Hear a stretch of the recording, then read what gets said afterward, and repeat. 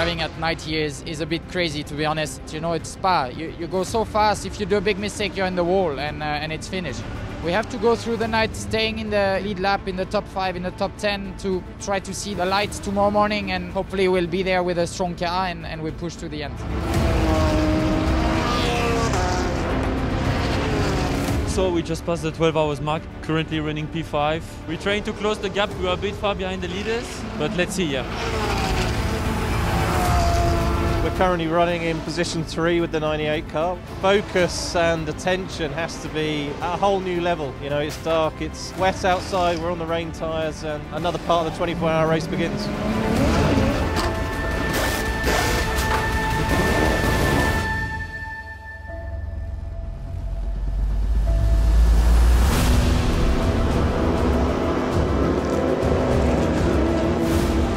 We are running P3. We came back from far and we have a good night.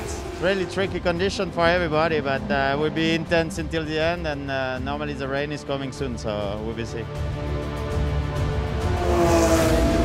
It was a good stint, difficult conditions. I didn't drive much because there was so much full course yellows, but then once the race got going again, it was a lot of fun. We're currently in P7 and we have 5 hours left, so there's still all to play for. We're in the final hour, managed to get ourselves into the lead, and now it's just a sprint race for the last 50 minutes. So we've got a great guy, Nick Tandy, in the car. Hopefully we can make it to the end. Oh, what a roller coaster. At the end, P3, we never thought in the middle of the race that we can make it on podium, but Matteo did just an incredible job. Really happy about the result. We've just won Spa 24 hours. We had a great weekend.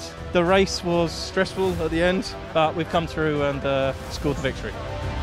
We won overall. We have P3 and P4 by Rowe, Dynamic and GPX. Great.